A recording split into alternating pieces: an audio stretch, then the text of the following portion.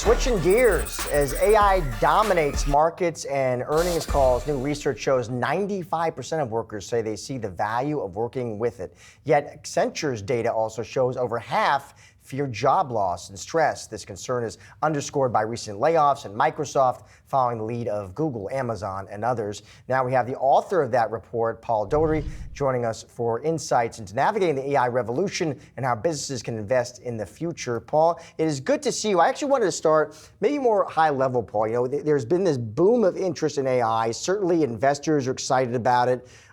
Companies talk about the time and effort and money they're putting into this tech, Paul. But I'm interested, as you kind of survey the landscape right now, how do you see companies putting that technology to work right now, Paul? What are the use cases that you see out there that get your attention? Yeah, thanks for having me on the program. And it's a great question. I think we're in the midst of a shift in terms of how companies are viewing AI now, generative AI especially. I'd look at 2023 as the year of education and experimentation. After all, it was only 14 months or so ago when ChatGPT burst on the scene.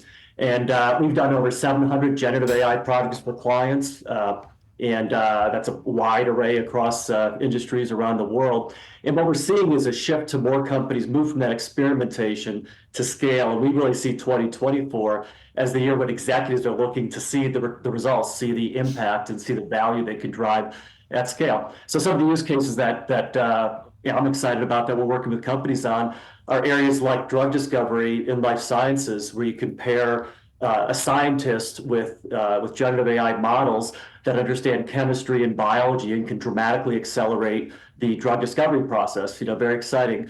All the way to examples like in customer service, where we're applying generative AI today to help customer service agents respond to queries faster, more productivity, get better results to customers, and really dramatically increase the satisfaction that customers are getting. So kind of a win-win all around. And the interesting thing from some of those examples is the workers enjoy the work better because it removes some of the drudgery. It allows them to really focus on relationships and interaction and the things they like to do.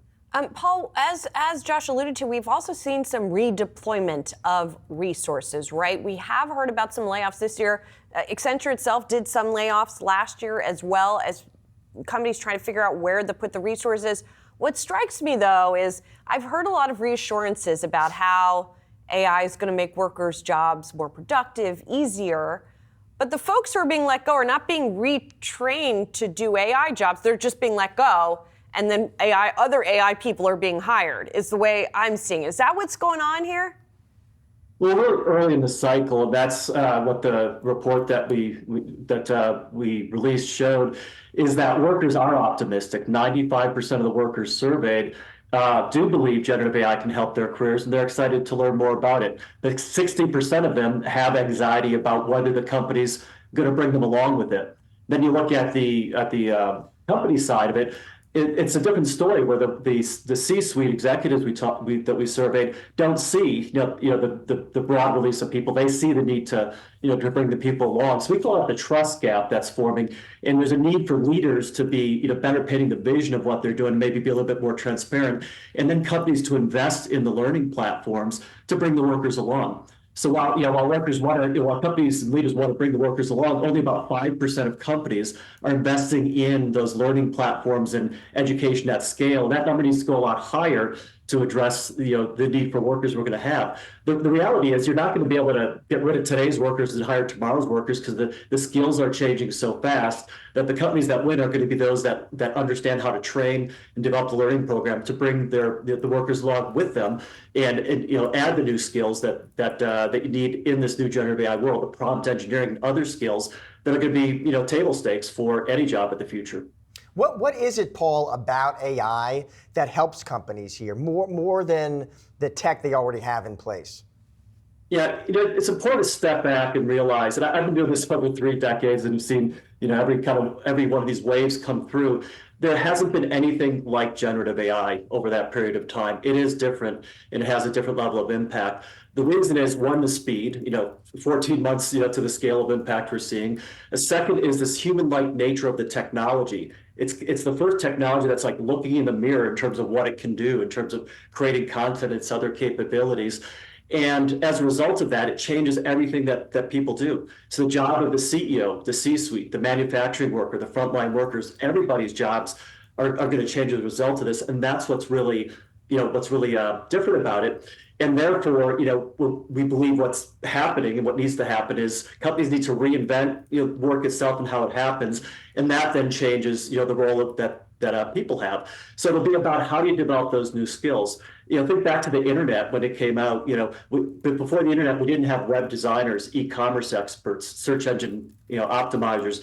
We didn't have eBay, Etsy, entrepreneurs building new businesses around the internet. That's the new, creation we're going to see. We've identified 12 new jobs that that didn't exist a year ago that we're building and hiring within our company as we grow our AI, talent from 40,000 to 80,000.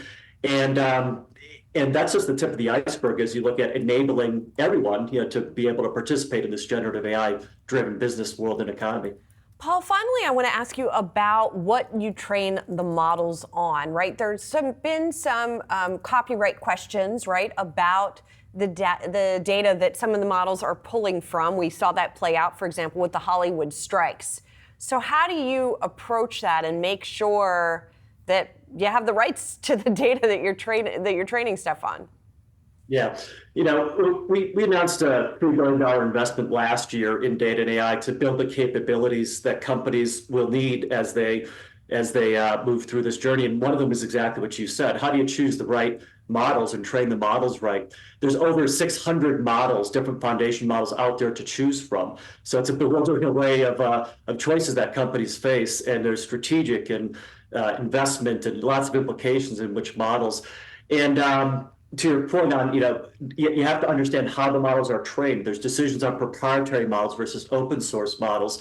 And that's one thing we're working through a lot of companies on is how do you make those choices? And then what degree of customization do you need to drive your business? Initially, companies were thinking, well, I'll just use the model and I'll do what's called retrieval augmented generation or prompt engineering to get the right results out of the model. And companies are now realizing that to drive really strategic results, they need to invest more in using some of their own data to fine tune or train the models to really drive that strategic impact. And that's with the investment we're making in different industries and different solutions, that's how we're trying to help companies move through that and do it in a safe way to avoid some of the risks that you have with as you mentioned, with intellectual property and other considerations.